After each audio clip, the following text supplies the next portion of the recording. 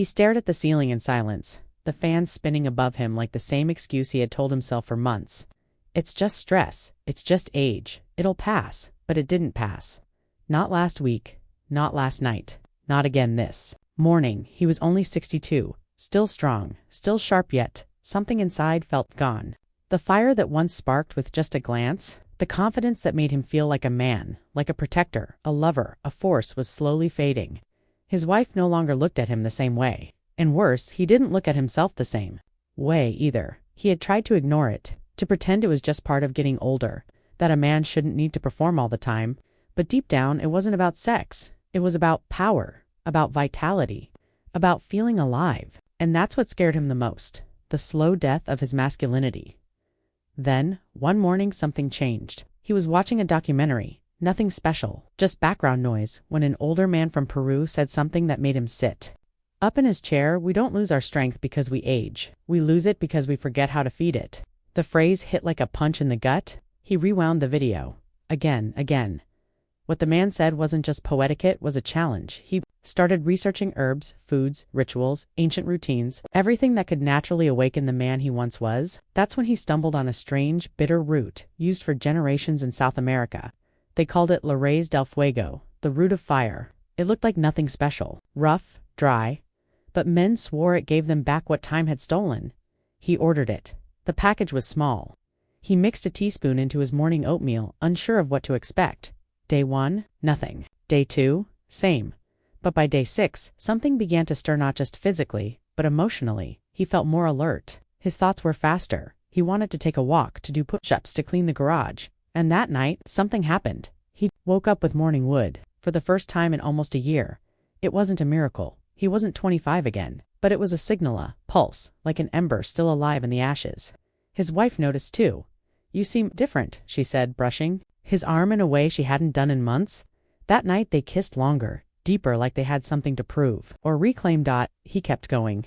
Oatmeal root, walks, cold showers, stretching, fewer screens, more sunlight. In a matter of 3 weeks, he felt like a completely different man. Not because of a pill, not because of some miracle drug, but because he found a trigger, a natural key that told his body it was still capable. And that's why I'm telling you this now, because maybe you're like him. Maybe you've sat in that same silence, felt that same shame, that quiet humiliation. Maybe you've avoided the mirror. Maybe you've smiled at your partner and lied. I'm just tired tonight. I had a long day. It's not you, it's me. Maybe you've started to believe it's over, but what if it's not?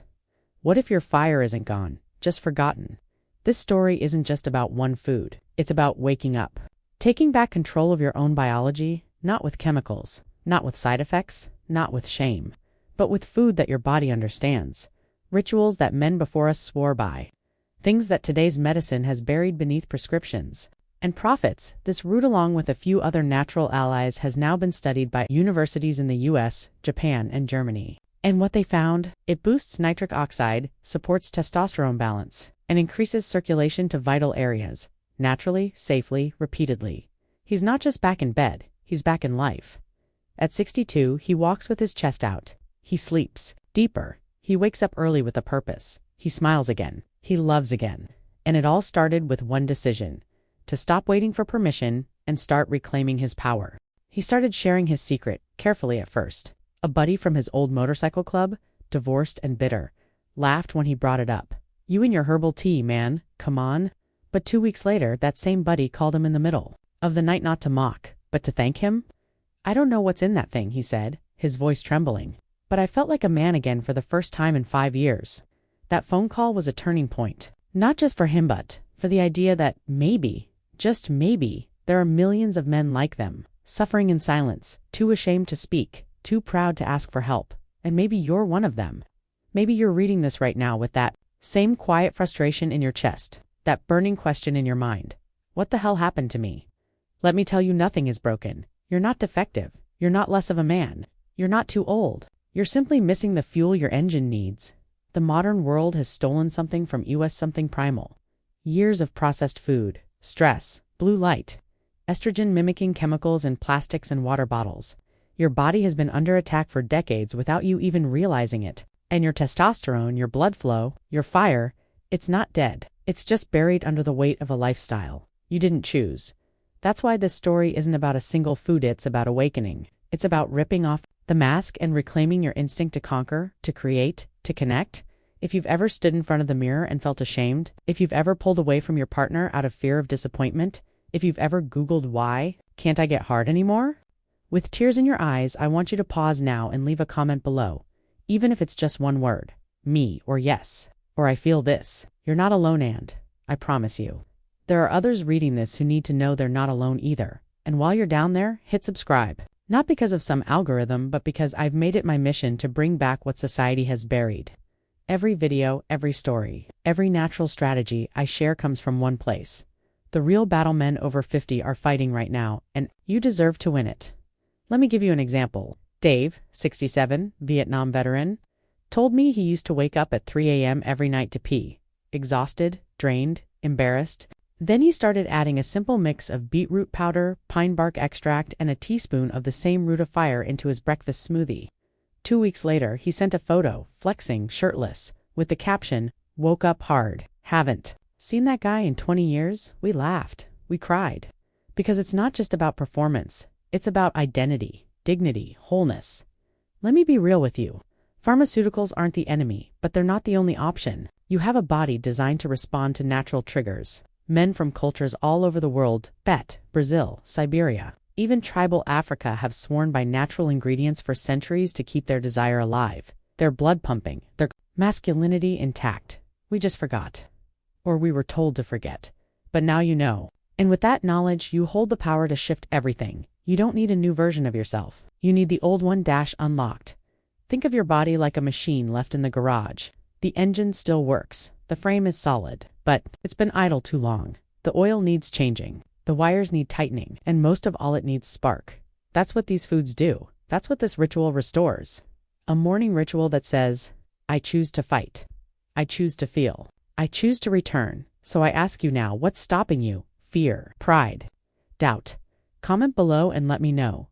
Have you ever felt like your fire was fading? What would you do to feel alive again? Better yet, comment, I'm taking it back. Because this is your moment. Not tomorrow. Not after your next doctor visit. Not when it gets worse. Right now. He started walking differently.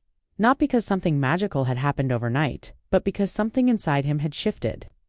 When he looked in the mirror now, he saw a man who had been through a battle and had decided not to surrender. Each morning felt like a ritual. Not a chore, not a routine declaration. He stirred the root into his oatmeal like a soldier polishing his weapon. The smell, the texture, even the bitterness, it wasn't just food anymore. It was purpose. A silent oath he took every day. I still matter. I still burn. And his wife, she saw it too. At first it was subtle. The way she lingered longer at the dinner table. The softness in her voice when she asked about his day. Then came the touch, a hand on his shoulder, a brush against his arm as she passed him in the hallway. That intimacy they thought they had lost in the fog of age and routine, it came back. Not all at once, but like a sunrise, slow, warm, inevitable. It wasn't about performance. Not really. It was about connection. It was about feeling seen, wanted, alive. He remembered the moment it really hit him. One Sunday morning, they were in bed talking, laughing, and she said, almost in passing, "You feel like the man I married again?" That sentence broke something open inside him. He had waited years to hear those words without even realizing it. It wasn't about being young again. It was about being present again. Now, here's the real secret. It wasn't just the root. It wasn't just the smoothie or the sunlight or the stretching. It was everything. The combination, the commitment, the belief that nature, when respected, can reignite what time tried to dim, and he wasn't the only one. Men started writing to me, hundreds of them. Stories from truck drivers, retired Navy vets, former pastors, carpenters, teachers, grandfathers, all of them saying the same thing in different words. I thought it was over. I thought I was broken. I thought I'd lost my fire. But they hadn't. They were just waiting like coals, waiting for wind. You reading this right now? Maybe? This is your wind. You don't need another pill. You don't need to feel ashamed. You need to remember that you were built for this. That your body still knows the weight just needs the right code, the right triggers, the right ritual, and that ritual starts when you decide to take it seriously. So let me ask you, man to man, are you ready to feel like yourself again? He stood in front of the mirror that morning with nothing but the steam from the shower swirling around him like a fog lifting off a battlefield.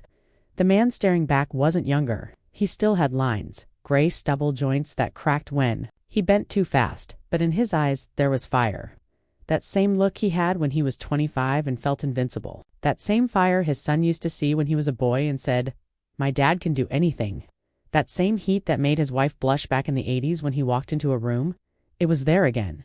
And that's the thing nobody tells you. Masculinity doesn't disappear. It hibernates. It waits for you to wake it up. And when you do, when you finally snap out of the numbness and reclaim what was yours, doesn't come back quietly. It roars. He started doing things he hadn't done in years.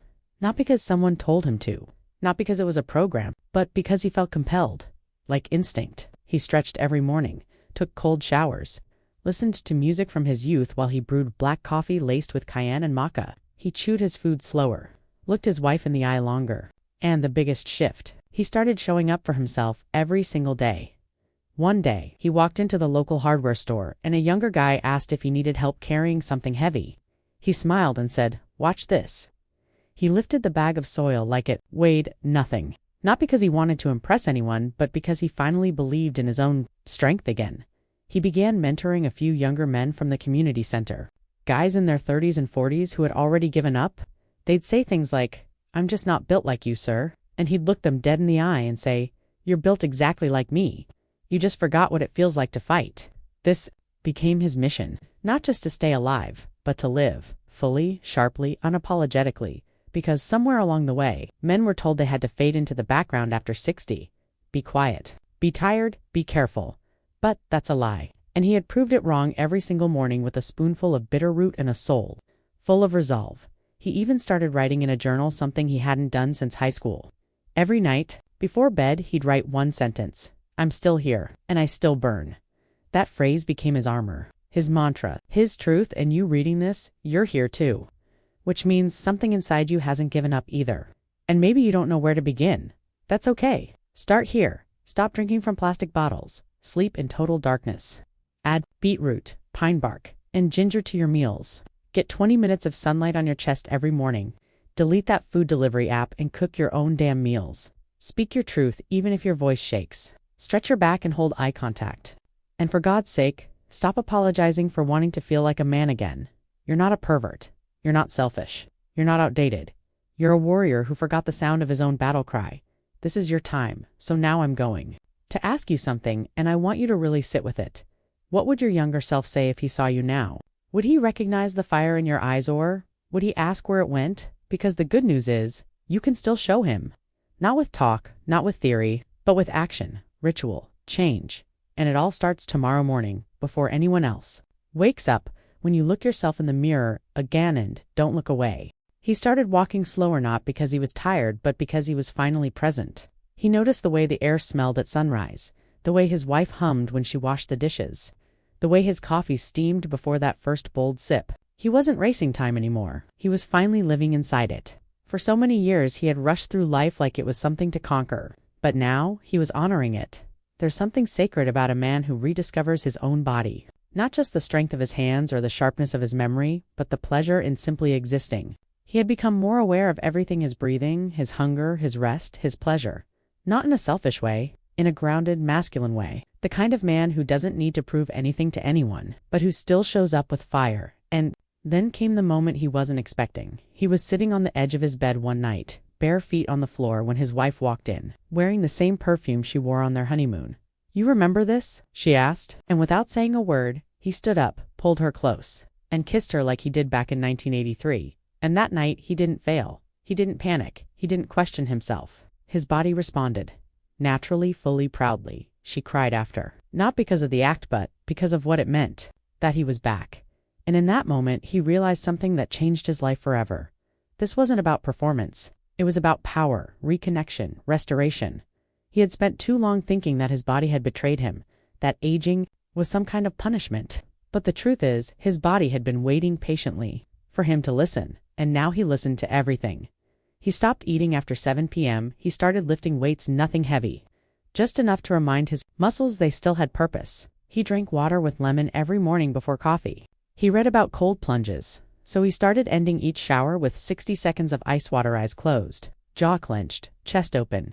He made it his mission to sweat every day, and he began treating his bedroom like a temple: no screens, no chaos, just softness, intimacy, stillness, and warmth. People noticed.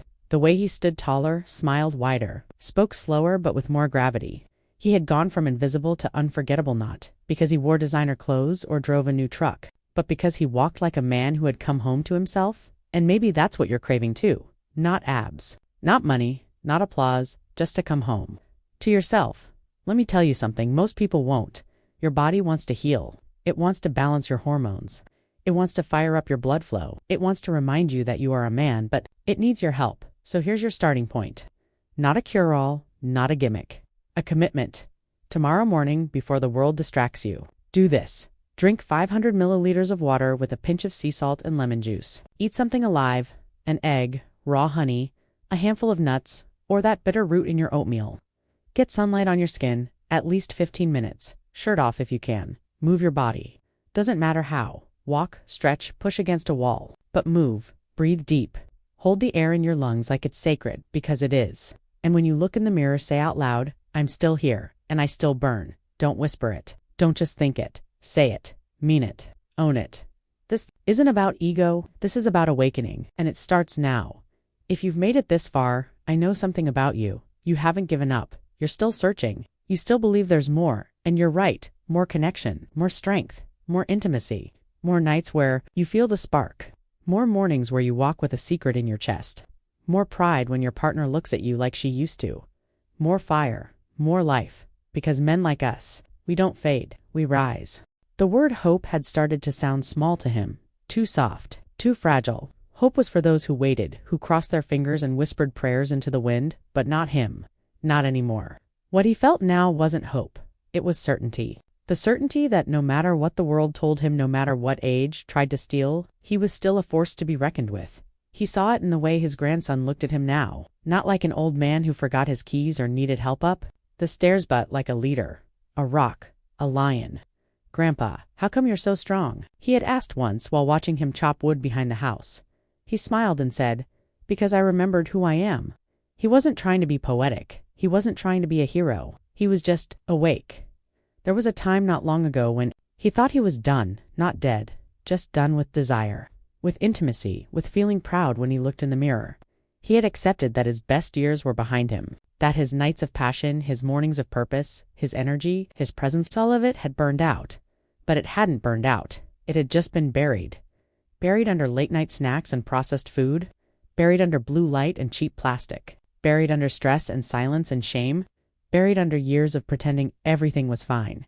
But deep in his chest, the fire had always been there, smoldering, waiting, and when he fed it even, just a spark, everything changed. He realized that the world doesn't need more perfect men. It needs more present men. Men who listen, men who move, men who know what they want and go after it. Not with arrogance, but with clarity. He wasn't chasing youth. He wasn't trying to be someone he used to be. He was becoming someone he had never given himself permission to be. Stronger, wiser, cleaner, sharper, hungrier. And that hunger, it wasn't just for sex or performance. It was for life. He started planting vegetables, not because he needed to, but because it felt good to grow something with his hands. He called old friends he hadn't spoken to in years, not to complain, but to reconnect. He bought a notebook and started writing letters he never intended to send to his father, to his son, to himself. He lit candles again, took baths, prayed in the morning, sat still with his thoughts. And when his wife came home with flowers one evening, he didn't say a word. He just held her face in his hands and kissed her forehead like it was the first time. And you know what she said? I missed this version of you. And that's when it hit him. This wasn't just about him. This fire, he had rediscovered it, lit up everything around him. His marriage, his family, his friends. His very presence shifted the room. People noticed. People felt it, because when a man is aligned with who he truly is, he becomes medicine. He heals the people he touches. He strengthens the weak around him. He commands attention not with volume, but with presence. And that man is you. You who thought it was too late. You who almost gave up. You who sat in silence because you didn't know what else to do. You were never broken. You were just waiting. And now that you've remembered, now that you've fed your fire again, there's no turning back. This isn't the end of your story. This is the chapter where you rise. So here's what I want from you tonight. Before bed, light one candle. Just one. No noise. No distractions. Just you and that flame. Stare at it. Breathe with it. Let it remind you, you are still burning. And when you blow it out, say to yourself out loud, I am not done. I am just getting started. Because men like us, we don't go quietly, we don't fade into nothing. We lead, we build, we love, we rise, and if you felt any part of this deep in your bones, then don't let it end here. Comment below, I still burn. Let other men see your courage and remember their own. Share this with a friend who's fading. Be the match that lights his fire again. Subscribe not because it's a channel, but because it's a brotherhood. A brotherhood of men who refuse to die before they're dead. Men who eat fire for breakfast. Men who don't need permission to feel powerful again. You are not alone. You are not weak. You are not forgotten. You are a man. And your time is now.